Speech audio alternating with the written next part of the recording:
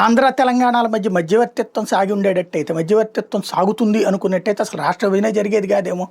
విభజన వద్దు కావాలంటే మీరు ఇది తీసుకోండి అన్నప్పుడు ఆంధ్ర ప్రాంత ప్రజలు ఉన్న ఆంధ్ర ప్రాంత నాయకులు ఇచ్చడానికి సిద్ధపడుతుండేవాళ్ళు. అవసరమైతే ముఖ్యమంత్రి పదవి మీరు తీసుకోండి అన్నటువంటి పాయింట్ కూడా వచ్చారు ఆ రోజుల్లో.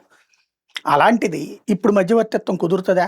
రెండు రాష్ట్రాలు విడిపోయిన తర్వాత, నీళ్లు నిధులు నియామకాల అంశం మీదన విడిపోయిన తర్వాతన సుప్రీంకోర్టు మధ్యవర్తిత్వం చేసుకోండి కావాలంటే మీరు అంటే ఎట్లా సాధ్యమవుతుంది? హక్కు ఉందా లేదా? సాగునీటి ప్రాజెక్టులకి ఉన్న వాటికే హక్కు అడుగుతున్నామని ఆంధ్ర అంటుంటే, మిగులు జలాలని వాడుకుంటామంటుంటే నువ్వు మిగులు జలాలు వాడడానికి వీల్లేదంటోంది తెలంగాణ. ఆల్రెడీ ప్రాజెక్టులకి కేటాయింపులు ఎప్పుడు అయిపోయినాయి.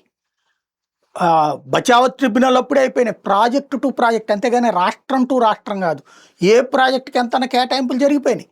ఆ పైన మిగిలిపోయిన నీళ్ళని సముద్రంలో పారపోయడం ఎందుకని ప్రాజెక్టులు కట్టుకుంటోంది ఆంధ్ర.